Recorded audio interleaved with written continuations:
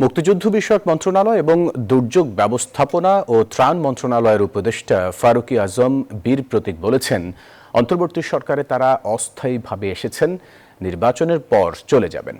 সকালে বগুড়ায় তথ্য অফিস আয়োজিত গণভোট এবং ত্রয়োদশ জাতীয় সংসদ নির্বাচন উপলক্ষে ভোটারদের উদ্বুদ্ধ ও জনসচেতনতা বৃদ্ধি বিষয়ক উঠান বৈঠকে তিনি এই কথা বলেন।